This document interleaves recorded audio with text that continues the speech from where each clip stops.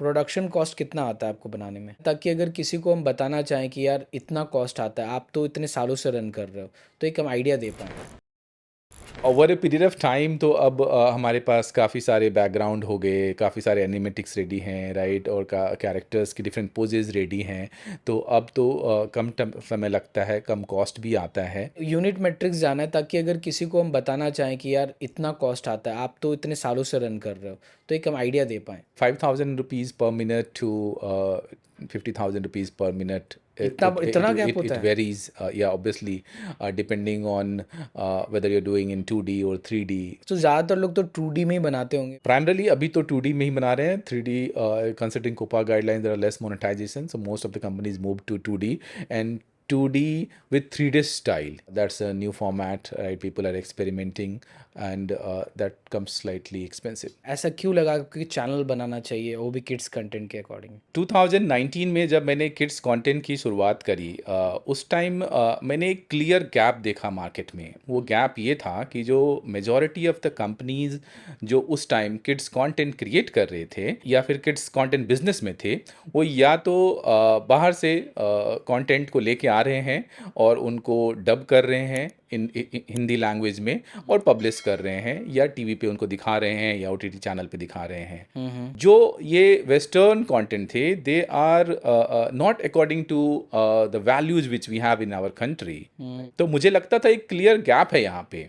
और दूसरा, जो कंपनीज इंडिया में कंटेंट क्रिएट भी कर रही थी, वो भी अकबर बिरबल की कहानियाँ, जादू की कहानियाँ, परी की कहानियाँ।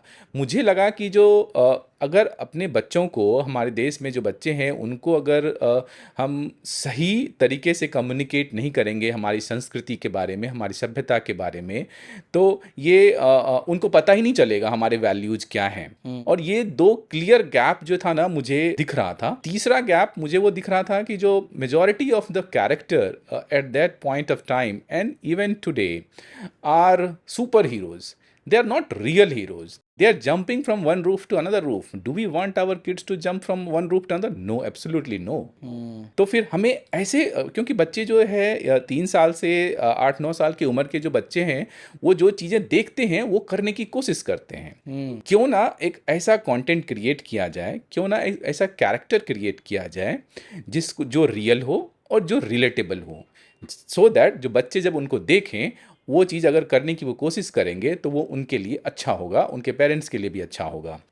जब आप कॉम्पिटिटर्स को देखते हो, चूचू टीवी, इन्फोबेल्स और एनीवेयर, तो आप उससे कैसे एनालाइज करते हो अपने कंटेंट को? आप कैसे सोचते हो कि मुझे ऐसा क्या करना चाहिए जो बाकी लोग के लिए वर्क कर रहा है? आपका स्ट्रैटेजी क्या रहता है अपना चैनल्स रन करने में? I always study what our competitors are doing it, what kind of format is working for them, right? How many times they're creating content in a week, what time they're posting it, what is the length of those videos, right?